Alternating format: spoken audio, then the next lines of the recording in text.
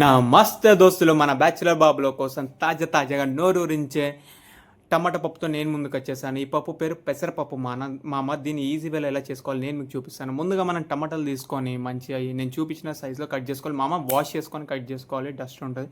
నేను పెద్ద ఎందుకు కట్ చేసుకుంటున్నాను అంటే కుక్కర్లో చేసి చూపిస్తున్నా. కట్ చేసి బౌల్లో పెట్టేసి ఇంగ్రీడియంట్స్ అంతా రెడీ చేసుకోండి మామ. మంచిగా పాస్ చేసుకొని శ్రద్ధగా చూసి చేసుకోండి. దాని తర్వాత మనం స్టవ్ వెలిగించేసి కుక్కర్ పెట్టాలి.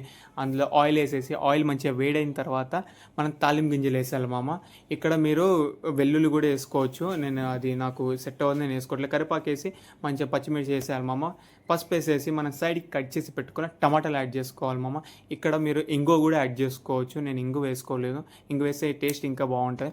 అంతా వేసేసుకొని మంచిగా మిక్స్ చేసుకొని మనం కొంచెం సాల్ట్ యాడ్ చేసుకొని సైడ్కి మంచిగా వాష్ చేసి పెట్టుకున్న కొత్తిమీర వాష్ చేసి యాడ్ చేయాలి మామ. కొత్తిమీర వేసేసి మంచిగా ఒకసారి కలుపుకొని మనం సైడ్కి 10 నిమిషాలు నానబెట్టుకున్న పప్పు నానబెట్టుకోవాలి 10 నిమిషాలు, అప్పుడే మంచిగా ఉడుకుతుంది.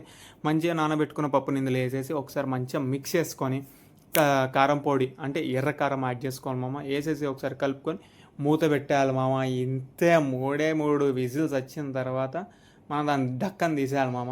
అంటే విజిల్ తీసేసి పప్పు ఒకసారి చూసుకోవాలి మంచిగా ఉడికిందా లేదా అని. మీ దగ్గర స్మాషర్ ఉంటే స్మాషర్, లేదా మనం చెవికి గ్లౌజ్ వేసుకొని పిసికిన పర్ల చల్లారిన తర్వాత ఎలాగైనా అది మనకి స్మాష్ అవ్వాలి. మంచిగా స్మాష్ అయిన తర్వాత బౌల్లో షిఫ్ట్ చేసుకొని మనం ఇక్కడ నిమ్మకాయ పిండుకోవాలి మామ. అసలైన టేస్టే నిమ్మకాయ.